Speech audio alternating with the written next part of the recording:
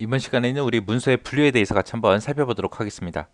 자, 문서라는 거는 문자가 됐든 기호가 됐든 이런 것들을 사용해서 사람의 의사가 됐든 관념이 됐든 사상이 됐든 사물의 상태 이런 것들을 기록한 것을 보고 우리가 문서라고 합니다.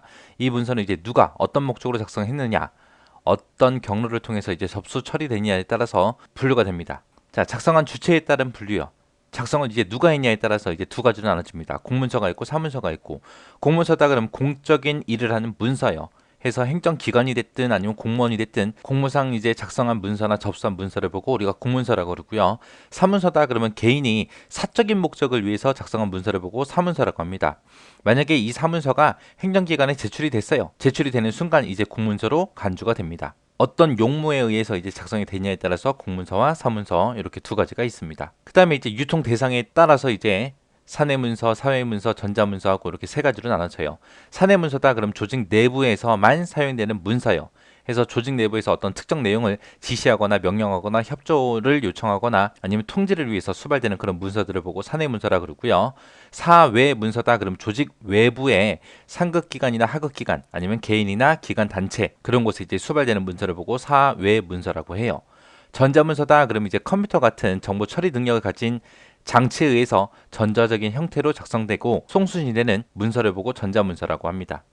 그 다음에 이제 처리 단계에 따라서 분류를 할 수 있어요. 자, 접수문서다 그럼 말 그대로 접수된 문서요. 외부에서 우리 회사 내부로 접수되는 문서 그걸 보고 접수문서라고 하고요. 문서를 접수할 때에도 한 회사에 보게 되면 문서가 들어가고 나가는 통로가 딱 하나예요. 접수하는 곳이 있고 그리고 외부로 이제 배포하는 곳이 있고 그 부서는 딱 한 부서입니다. 해서 문서를 주관하는 부서에서 정해진 절차에 의해서 접수된 그런 문서를 보고 접수문서라고 해요. 그 다음에 배포문서다 그러면은 접수한 문서 있죠. 이 문서가 만약에 뭐 인사부에서 쓸 문서도 있을 거고 격리부에서 쓰는 문서도 있고 영업부에서 쓰는 문서도 있고 여러 가지 그런 문서들이 이 접수 문서로 이제 들어올 거예요. 그때 들어온 이 접수 문서를 배포 절차에 따라서 해당 처리과로 이제 배포하는 그런 문서를 보고 배포문서라고 해요.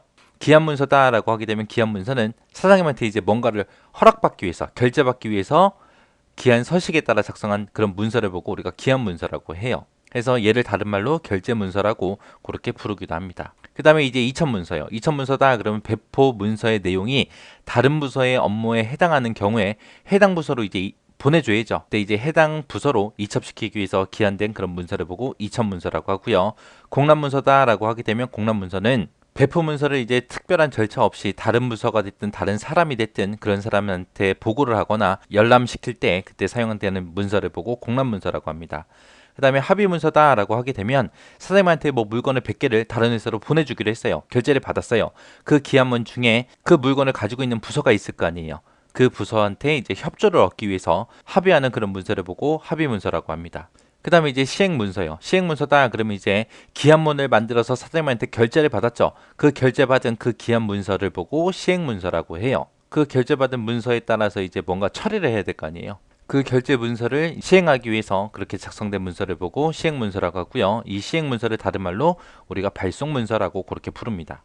그 다음에 완결문서다 그러면 이제 시행 목적에 따라서 전부 다 시행되고 사안이 다 처리가 완결된 그런 문서 처리가 완결된 문서를 보고 완결 문서라고 해요. 그 다음에 이제 보관 문서요. 모든 처리가 끝난 문서 중에서 이제 보관이 되어야 될 그런 필요성이 있는 그런 문서를 보고 보관 문서라고 하고요. 보존 문서다 그러면 이제 자료로서 이제 가치가 있는 경우 일정 기간 보존하는 그런 문서를 보고 보존 문서라고 합니다. 폐기 문서다 그러면 이제 보존 기간이 다 끝났어요. 끝나서 문서로서 이제 가치가 상실되었을 때 폐기 처분되는 그런 문서를 보고 우리가 폐기 문서라고 합니다. 이렇게 이제 작성 주체에 따라서 이제 분류도 할 수 있고요. 유통 대상에 따라 분류도 할 수 있고 지금처럼 이렇게 처리 단계에 따라서도 분류를 할 수가 있습니다. 이런 문서들마다 이제 각각의 특징들 위주로 해서 보시고 지나가시면 될 것 같아요.